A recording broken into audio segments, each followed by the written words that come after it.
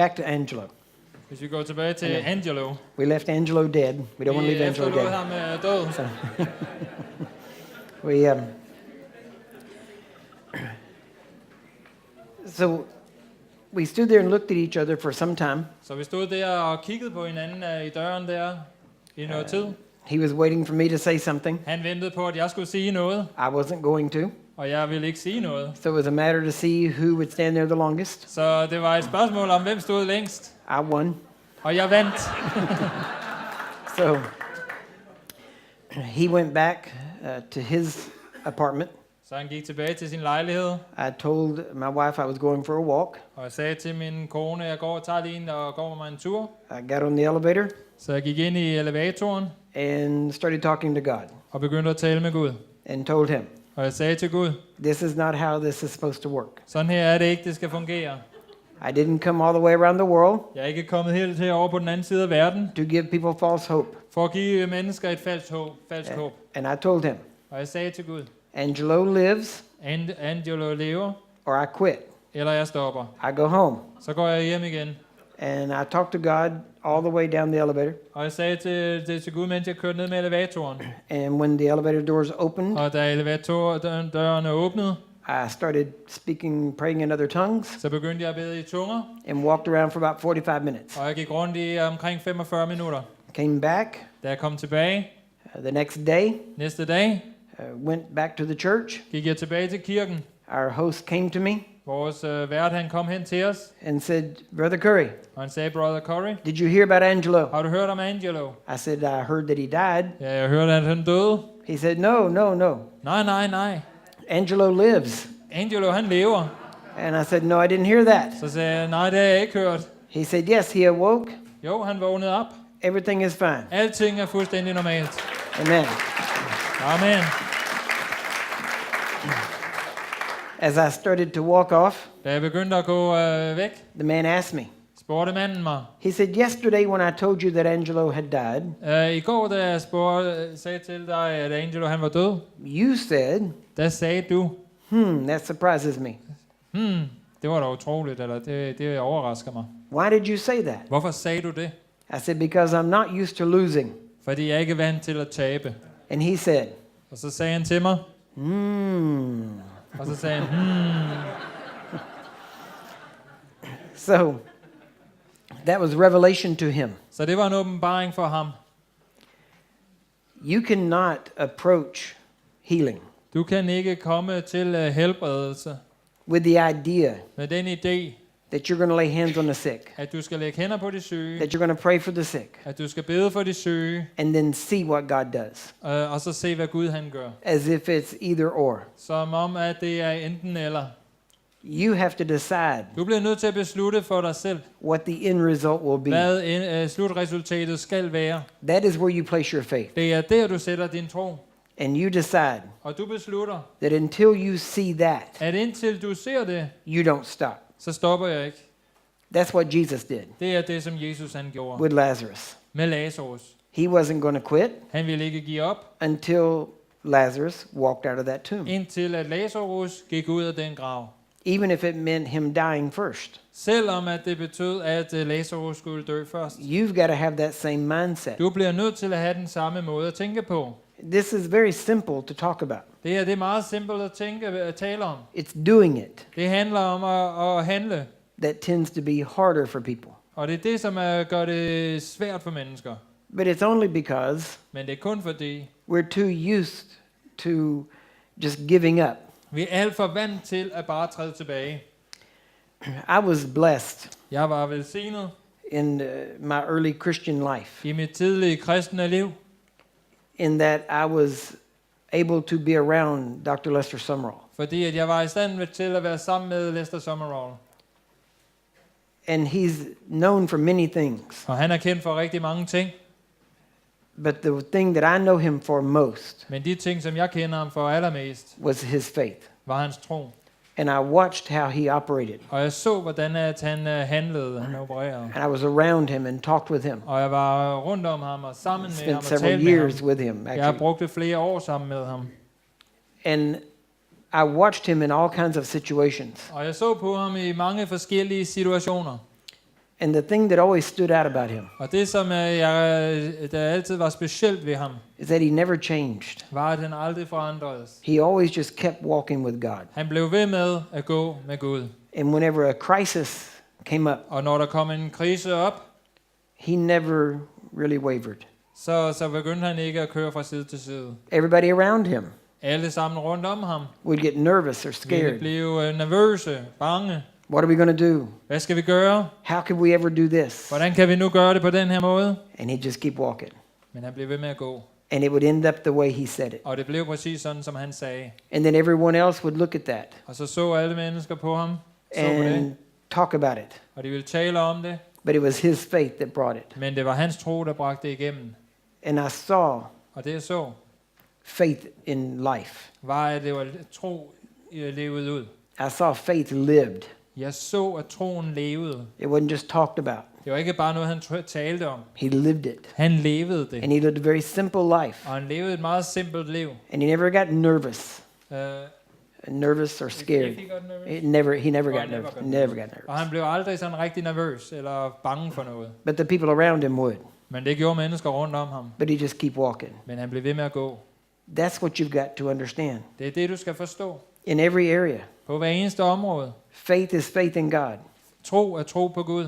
You have a father. Du har en far, He will walk with you through everything. og han vil gå med dig igennem alting. Whatever you need Lige meget hvad du har brug will for. be there when you need it. Det vil være der, når du har brug for det. Most people De fleste mennesker get nervous bliver nervøse, whenever the bill is 30 days away allerede når regningen skal betales 30 dage før. and they worry about it the whole 30 days. Og så bekymrer de sig om det alle 30 dage.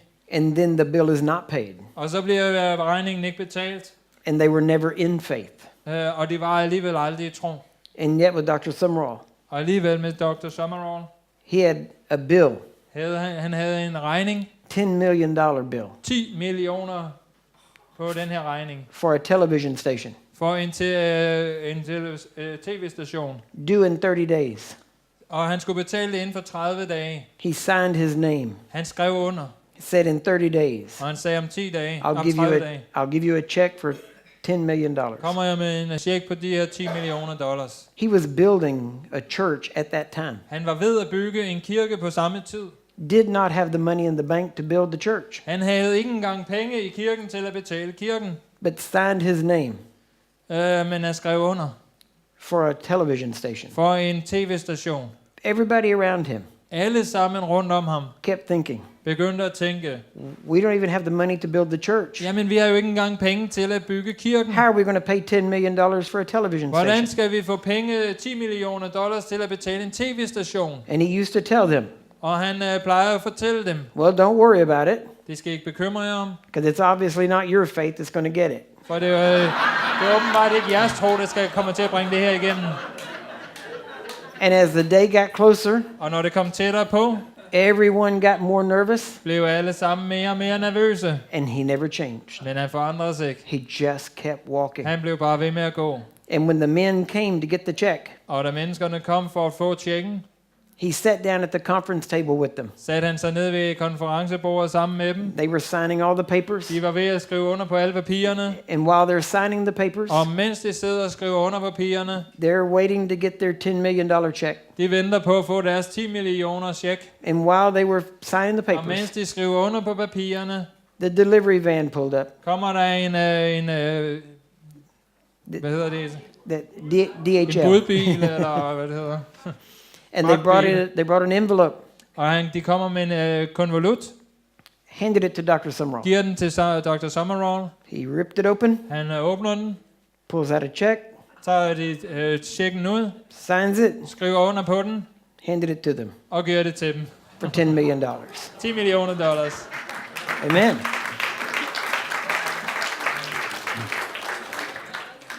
I saw that kind of thing with him over and over. Jeg så det igen og igen og igen med ham. But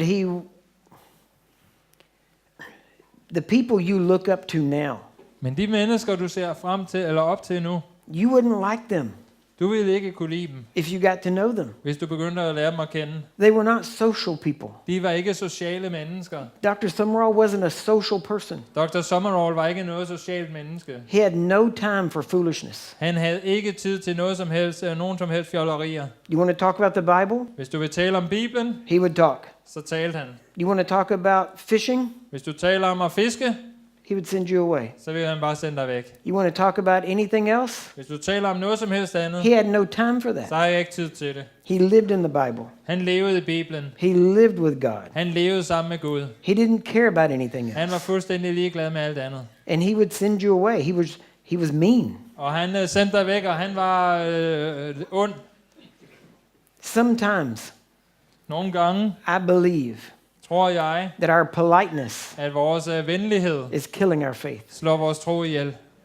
Smith Wigglesworth Smith Wigglesworth wasn't liked. var ikke en mand, folk kunne lide. People wanted him around Folk ønskede, at han skulle være rundt om dem, for the miracles, for at se miraklerne, for the healings. for helbredelserne. But the rest of the time, Men resten af tiden nobody wanted to be around him. var der ikke nogen, der gad at være sammen med ham. He was too focused. Han var alt for fokuseret.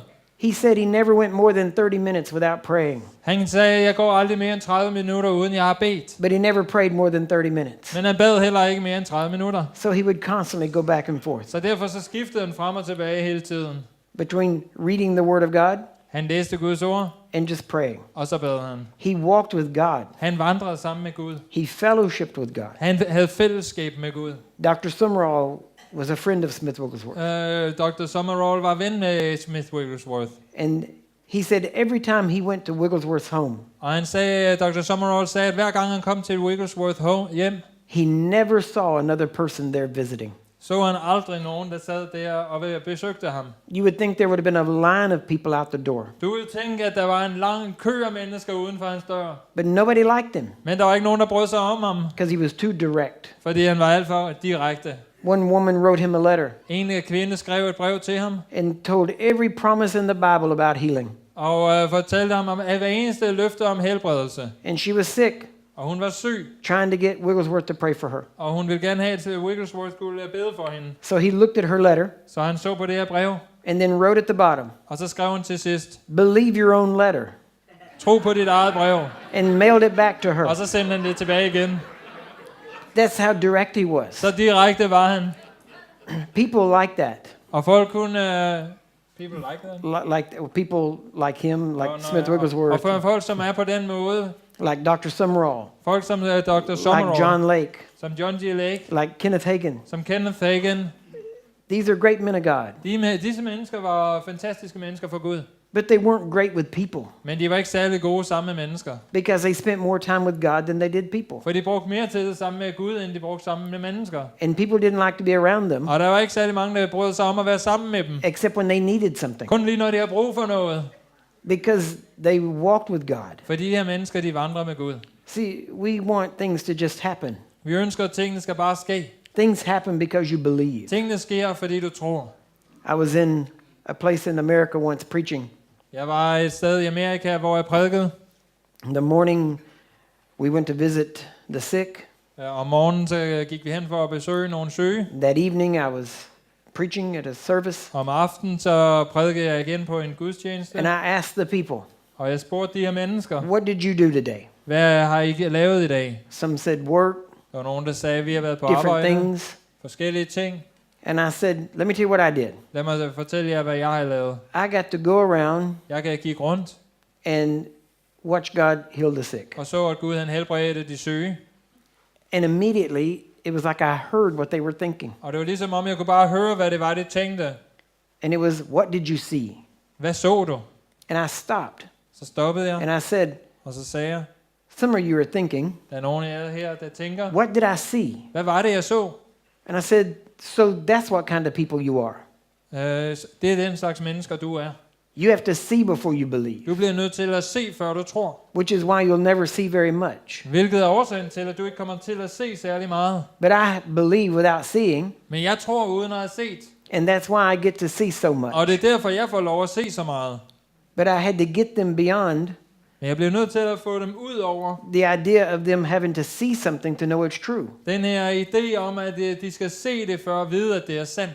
It says signs will follow. Der står, at tegnene vil følge. It doesn't say signs will lead. Der står ikke, at tegnene de skal gå foran. If something's following, you don't always see it. Hvis der er noget, der følger efter dig, så er det ikke altid, du ser det. You only see it when it's in front of you, Du not ser det behind kun, you. når det er foran dig, ikke når det er bagved dig. You have to realize Du bliver nødt til at forstå, you do your job. at du gør dit arbejde. God will do his. Gud, han skal nok gøre sit eget. He's the one that makes them recover. Det er ham, der skal få dem til at blive You helbredt. can't make them Du recover. kan ikke få helbrede mennesker. You're the believer. Det er dig, der tror. You have the hands. Du har hænderne. That's all he's looking Det er for. det eneste, han leder efter hos For you to dig. believe At du tror, and to lay your og at hands. du lægger dine hænder på And dem. when you lay your Og når hands, du lægger dine hænder, then he can do his work. så er han i stand til at gøre det, han skal gøre. Many times I hear people say, Mange gange så hører jeg mennesker, der siger, well, God can heal me if he wants to. Gud, han kan helbrede mig, hvis han vil. He doesn't have to have a man's hands. Han behøver der ikke nogen menneskers hænder. God can do anything he wants. Gud, han kan gøre alt, hvad han vil. And I look at them Og så kigger jeg på dem. and I say, God can do anything he wants. Gud, han gør alt det, han vil. And they say, yes. Og de siger ja. And I say, then why don't you let him do it the way he wants to?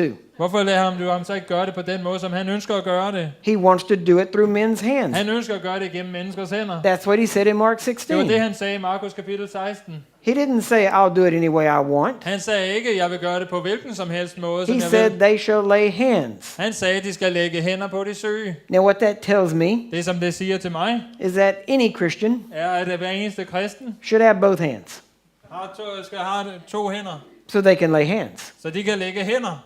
Isn't that right? Er det ikke rigtigt? Okay, let's read that. Lad os læse det. It said, these signs Der står, at de tegn shall follow them that believe. skal følge dem, som tror. Then at the end it says, Og til sidst i verset står der, they shall lay hands. de skal lægge hænderne. Notice hands are plural. Står der, kan du se det i flertal? On the sick. På de syge. That means every believer Det betyder, at hver eneste troende should have hands, bør have hænder. right? Er det ikke rigtigt? So who does God want to be a believer? Så hvem er det, Gud ønsker, der skal være en troende? Everybody? Er det alle? Would God want everyone to be a believer? Ønsker Gud, at alle skal være troende? Then he wants everyone to have hands. Så ønsker han også, at alle skal have hænder. Amen? So not having hands Så hvis du ikke har hænder, for any person for noget som helst menneske, can't be God's will, kan ikke være Guds vilje. right? Er det ikke rigtigt? You see the thinking? Kan du se den måde, jeg tænker på? It's the same thing with everything. Det er det samme med alting. God wouldn't want you to have a contagious disease Gud, han ønsker ikke, at du skal have en smittende sygdom. under any circumstances, Under nogen omstændigheder. especially if you're a believer, Specielt hvis du tror. because then you couldn't lay hands. Fordi så kan du ikke lægge hænder. Because what you have, they would catch. Fordi det, som du har, det går videre til den næste person. You're supposed to lay hands on the sick. Og det er dig, der kalder til at lægge hænder på de syge. They're supposed to recover, Og de mennesker, de skulle jo blive raske. not catch what you've got and skal- die. De skal ikke få den sygdom, du har, og så blive dø. So you should be well. Så derfor så skal du være rask. Amen? Isn't Amen. it? This is simple. Det er simpelt. See, this is so simple Det er så simpelt. that if I went in the back there, Altså så, at hvis jeg gik derned til bagved, the children there, ind til børnene, they would understand this. så ville de også kunne forstå det her. It takes religious-minded people to not understand Det it. tager kun en religiøs måde at tænke på, at kunne forstå det her. We have to be trained into that Vi bliver nødt til at blive trænet ind i det. because you got to be as a little child to enter the kingdom of Du bliver God. nødt til at blive som et lille barn for at komme ind i Guds rige. Children know if there's something wrong, it's not right. Børnene, de ved, hvis der er noget, der ikke er rigtigt. You have to be an adult, Du bliver nødt til at være en voksen, a trained religious person, en trænet religiøs person, to think that something wrong is right. for at tro, at noget, som er forkert, er rigtigt. That's why it's called wrong. I Det er just derfor, don't know det if you hedder got that or forkert. not. Anyway, so I know this sounds simple, but I'm trying to get you beyond the idea Jeg ved godt, at det lyder simpelt, men jeg vil prøve at få jer ud over den her forståelse, that there's some formula. at der er en eller anden formular. I said, we're not trying to get around God. Vi prøver ikke at komme rundt om Gud. We're not trying to manipulate Vi God. prøver ikke at manipulere Gud. I'm simply trying to get you in line with God, Jeg prøver bare at få dig til at vandre to på linje think med the way Gud. He thinks. At du begynder at tænke, ligesom han tænker. Listen, faith is not a mindset. Tro er ikke en måde, du tænker på. Faith is not an attitude. Tro er ikke en attitude. But faith will produce a mindset. Men tro, det producerer en måde at tænke på. Faith produces an attitude. Og troen, den producerer en attitude. And it produces an attitude that religious people don't like. Og det producerer en attitude, som de religiøse mennesker bestemt ikke bryder sig om. And the bad part is, Og det dårlige ved det er, religious people at de religiøse mennesker can only see kan kun se you. dig. They don't see God. De ser ikke Gud. They don't see what you see. De ser ikke det, som du ser. They only see you De ser kun dig, and the way you act og den måde, som du handler and the på, way you talk. og den måde, som du taler på. And they're so carnally minded Og de er så kødelige sindede, that they think that what you're saying at de tror, det, som du siger, is coming out of you. kommer ud af dig. And if it was coming out of Og you, hvis det kom ud af dig, then they would be right så ville de have det godt, så havde de jo fået ret. in saying that you're arrogant I at sige, at du er arrogant, or that you're somehow self-centered. eller du er bare fokuseret på dig selv. But the fact is, Men sandheden er, what comes out of you at det, som kommer ud af dig, comes from God. kommer fra Gud. You're not thinking about you. Du tænker ikke bare på dig selv. You're thinking about God. Du tænker på Gud. You're thinking about the sick person. Du tænker på den syge person. And you're just trying to bring to the sick person what God has provided. Og du prøver bare at bringe til den syge person det, som Gud allerede har stillet til rådighed. You think about the sick Du tænker på den syge. the way God thinks about the På sick. den måde, som Gud han tænker på den syge. But the religious person doesn't see that. Men det ser den religiøse person ikke. They hear you talk faith. De hører, du taler tro. They think you're being arrogant. Og de tror, du er arrogant. And they'll say, who do you think you are? Og de siger, hvem tror du er? And you say, I don't think about me at all. Og du siger, jeg tænker slet ikke på mig selv. I just know who God is. Jeg ved bare, hvem Gud han er. And I know what he wants for this person. Og jeg ved, hvad han ønsker for den her person. And since you're not going to do it, Og siden du ikke gør det, I'll do it. så gør jeg det selv. I'll be the hand of God. Så vil jeg være Guds hånd. So the first thing you've got to do Så det første, du skal gøre, is you have to die er, at du skal dø til dig selv. to the opinions of men. Og til menneskers meninger. Dr. Summerall used to tell us, Dr. Summerall plejede at sige til os, other people's heads andre menneskers are a terrible place to put your happiness in their heads. Yeah. Head og Yeah. head. Andre menneskers måde at tænke på, er et forfærdeligt sted at lægge din glæde. You have to be dead Du bliver nødt til at være død to what people say about you, til, hvad andre mennesker siger til dig. whether it's good or bad. Hvad enten det er godt eller dårligt. You can't just be dead to the criticism. Du kan ikke bare være død til kritikken. You got to be dead to the praise also. Du bliver også nødt til at være død til, at de priser dig. Or you'll start believing Ellers så begynder du at tro. what people believe, Det samme som de mennesker, de tror. that you're great, At du er en stor person. that you're special, At du er speciel. that you're different, At du er anderledes. and you're none of those things. Og det er du ikke. Being a Christian, At være en kristen. walking in faith, At vandre i tro. healing the sick, At helbrede de syge. preaching the gospel, At prædike evangeliet. casting out At devils, kaste evangeliet. all of these things Alle de ting are normal. er normale ting. They're not special. De er ikke specielle. They're normal Det er normalt for Christians. for kristne. They're abnormal. De er unormale. Or I should say it's abnormal for Christians not to walk in Eller these det er things. unormalt for kristne ikke at opleve det. It's normal for Christians to do these things. Det er normalt for kristne at gøre de her ting. Until you're doing them, Og indtil du gør dem, you're not normal. er du ikke normal.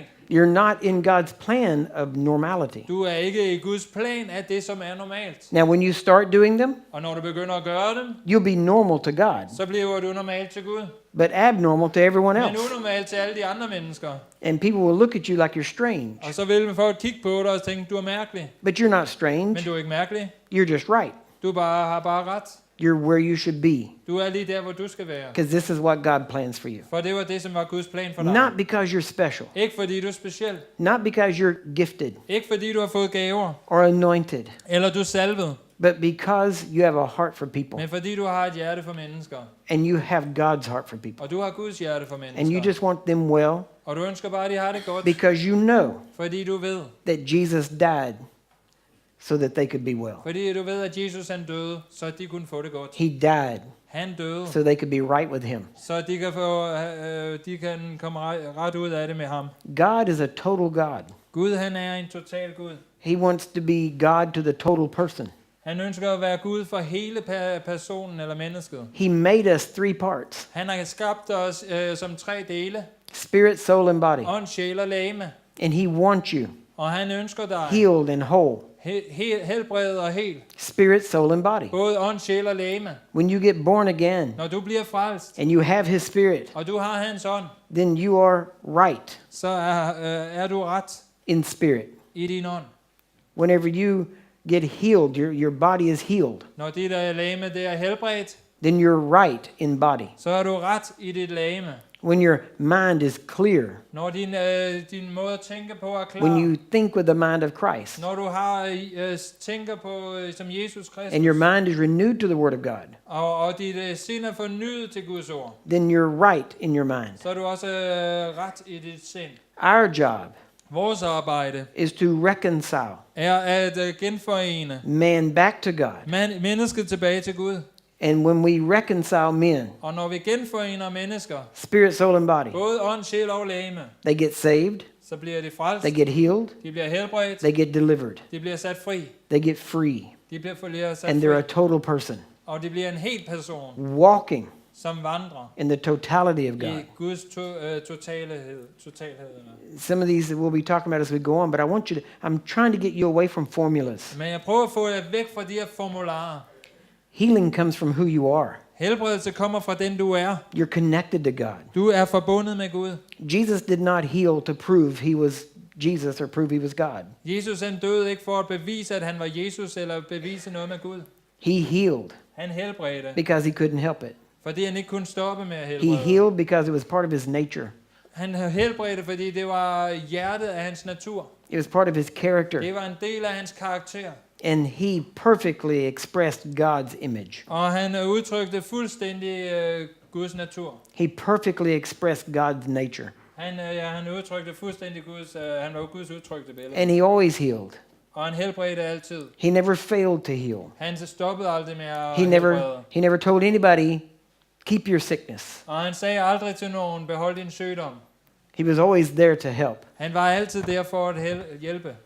But he didn't heal Men han helbredte ikke. to prove who he was. For at bevise, hvem han var. Because he often set people free Fordi han satte ofte mennesker fri. and then told them, Og sagde til dem, don't tell anyone. lad være med at sige det til nogen. So if he was trying to do it to prove who he was, Så hvis han gjorde det for at bevise, hvem han var, he would have said, tell everybody, så ville han have sagt til dem, gå ud og sige det til alle mennesker. because this is who I am. Fordi det er den, jeg er.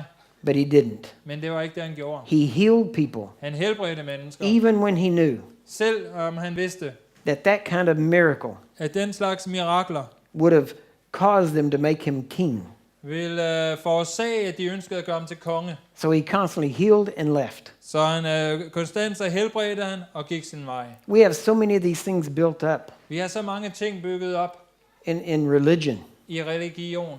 Just things that, as believers, as Christians, Ting, som vi som kristne, we should be on God's side, hvor vi skulle være på Guds side. not against God. Vi skulle ikke være imod Gud.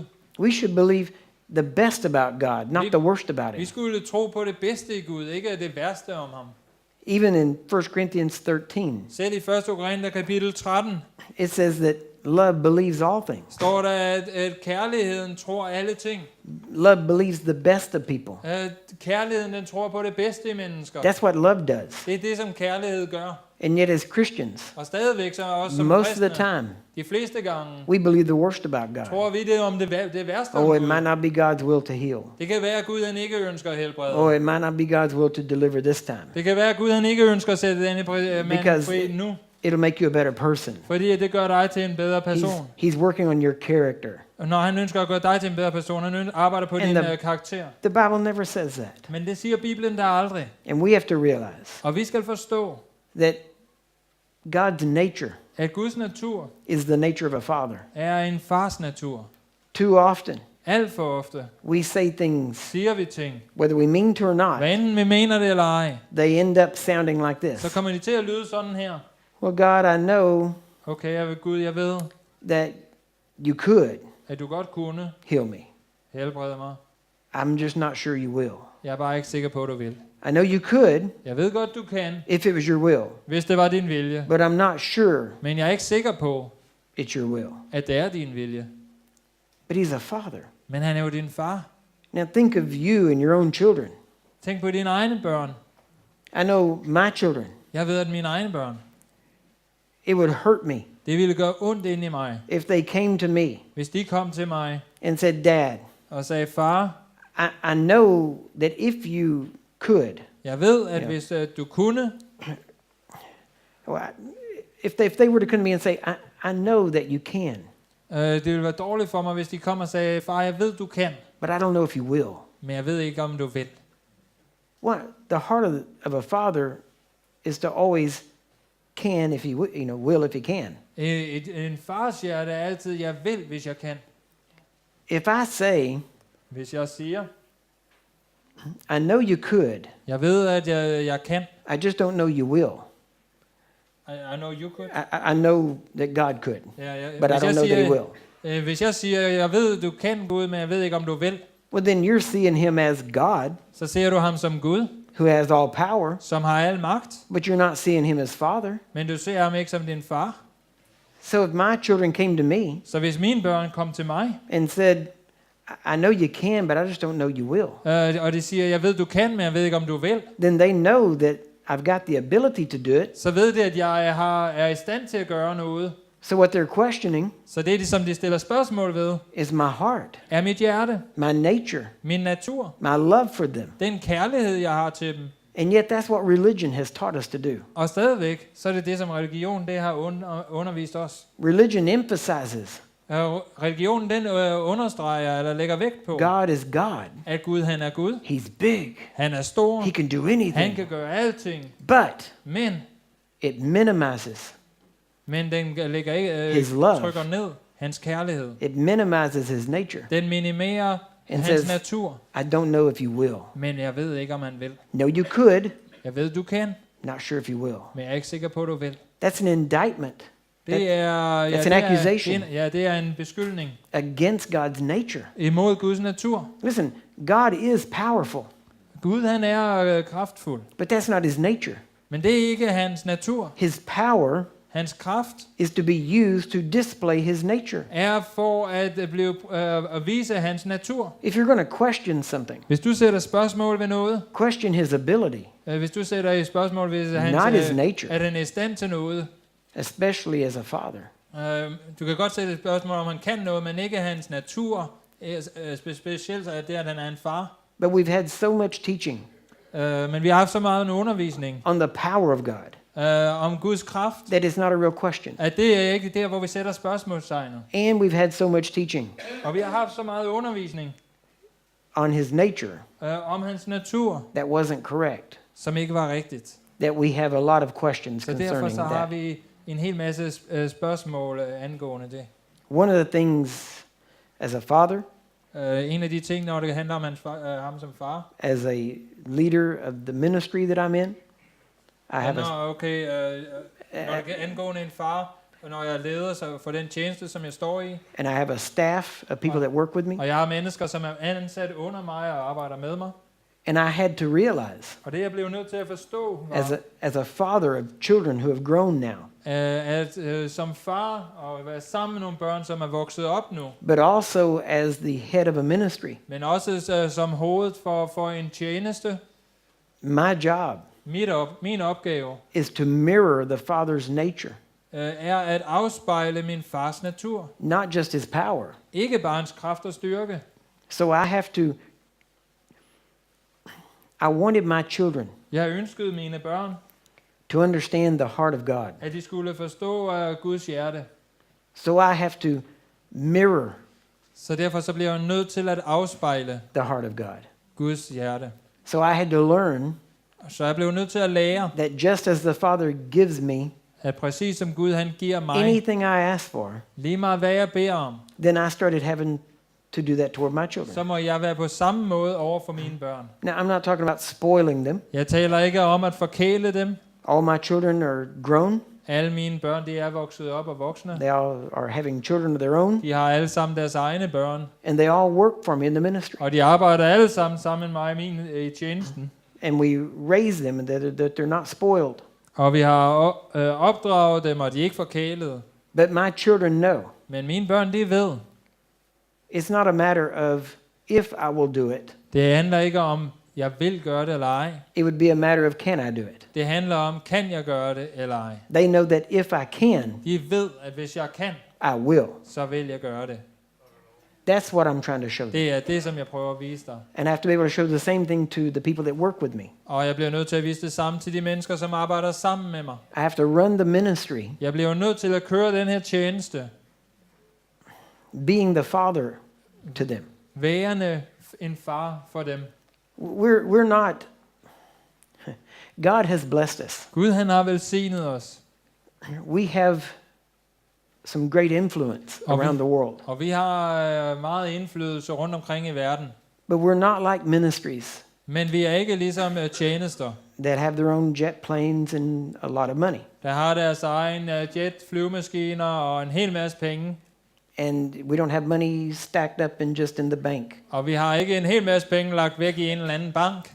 But my employees, Men mine ansatte, and even my children in some cases, og selv mine børn i nogle af tilfælde, would have no idea ville ikke vide, how much we have or how much we don't. hvor meget vi har eller ikke har. Because a wealthy man Fordi en rig mand is not the man that has money piled up. er ikke en mand, som har stakket en hel masse penge op.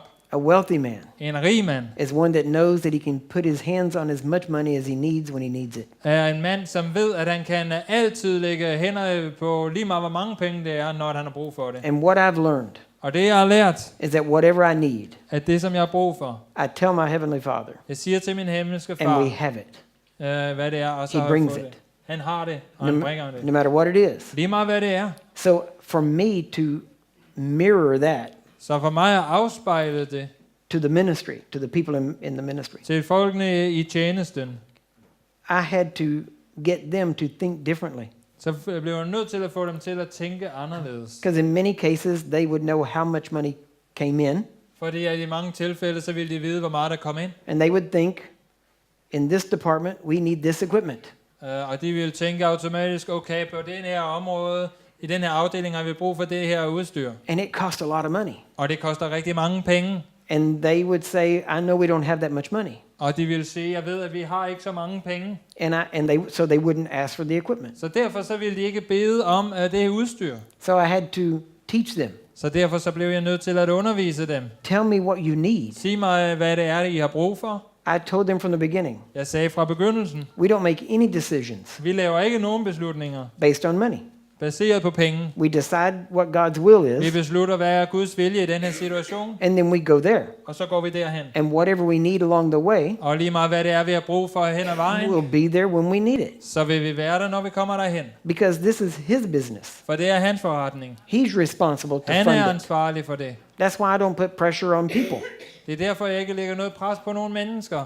We only talk to God about it. Vi taler kun til Gud om tingene. And I had to teach them. Og det bliver jeg nødt til at undervise dem. Tell me what you need, Fortæl mig, hvad det er, I har brug for. and when we need it, it'll be here. Og når vi har brug for det, så kommer det til at være der. And I started showing them that. Og jeg begyndte at vise dem de ting. And gradually, Og langsomt they started getting the kingdom mindset. begyndte de at få et Guds riges mentalitet. Why? Because you have to realize Hvorfor? Fordi at du bliver nødt til at forstå, whether it's money, hvad enten det er penge, whether it's healing, eller helbredelse, whether it's deliverance, eller befrielse, no matter what it is, lige meget hvad det er, it's all going to come from God. så kommer det alt sammen fra Gud. His power Det er hans kraft, causes it. der forårsager det. So you just can't put a limit on God in which area it is in. Så du kan ikke sætte en eller anden begrænsning på Gud, lige meget hvad område det handler om. So you just make the decision Så du tager den beslutning fra begyndelsen, that you're going to do God's will. at jeg gør Guds vilje. And whatever that takes, Og lige meget hvad det tager, God will provide it. så vil Gud sørge for det. But see, I had to learn.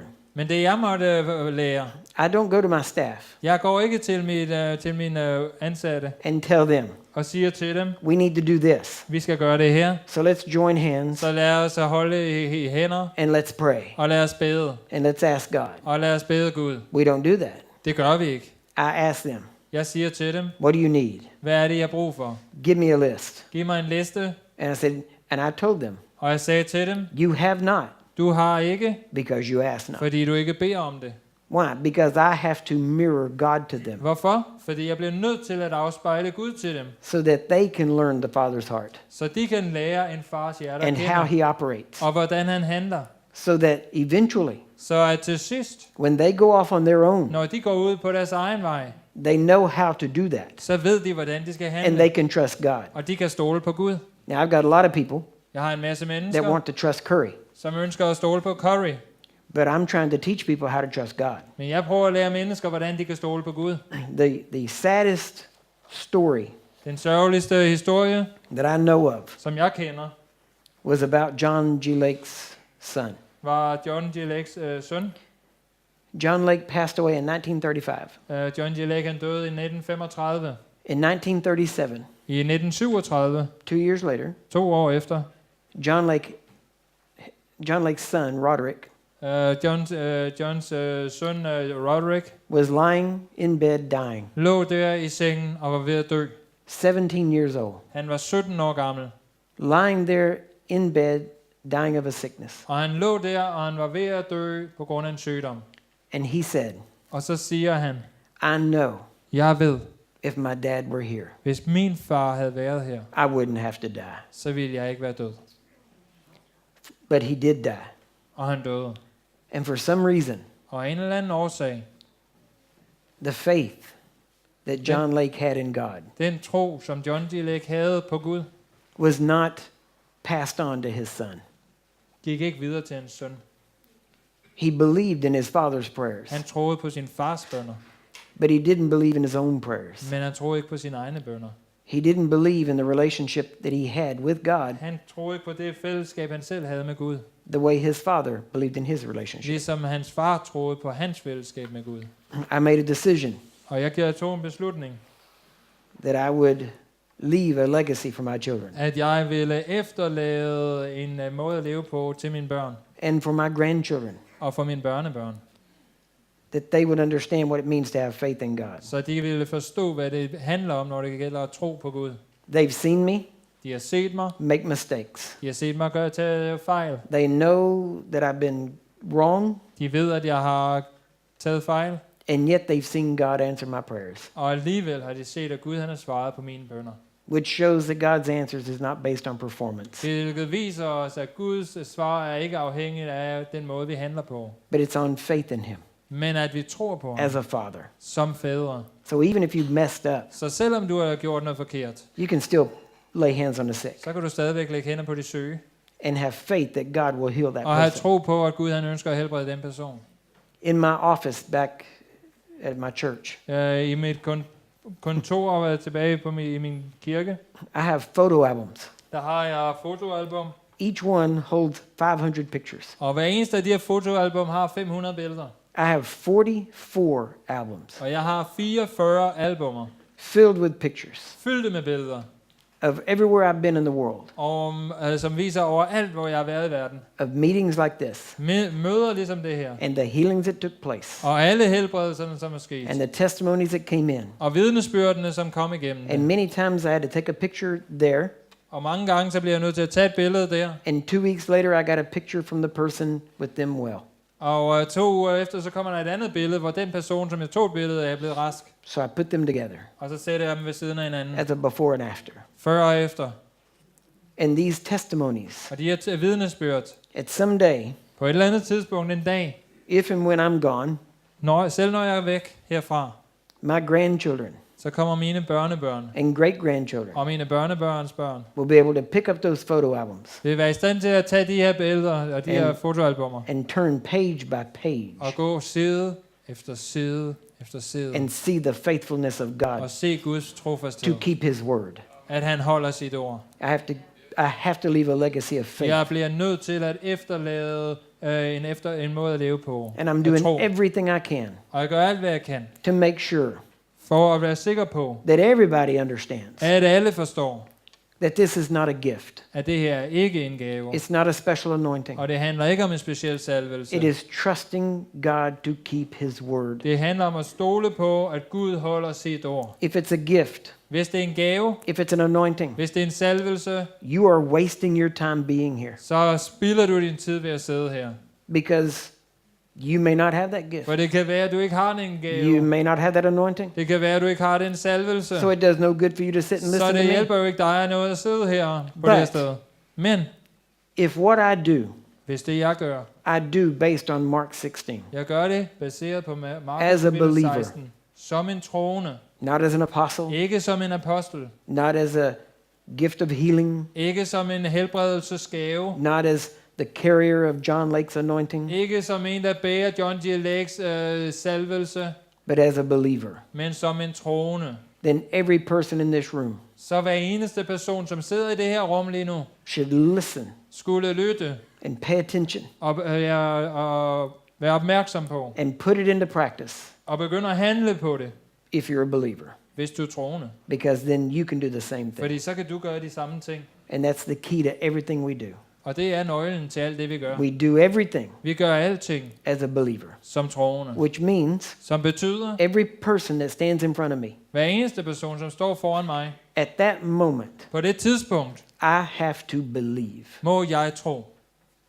that this person at den person was healed by his stripes. var helbredt ved hans sår. It's not just a matter of touching and going, Det handler ikke bare om at gå rundt og røre og gå but I videre. have to purposely Men jeg bliver nødt til med hensigt believe, tro på, not that Jesus just died, ikke bare at Jesus han døde, but that when he died, men at da han døde, when he received those stripes, da han modtog de her piskeslag, that those stripes at det var de striber, was for this person, som var for den person, and that this person og at den person should be free right now, skal blive fri lige nu.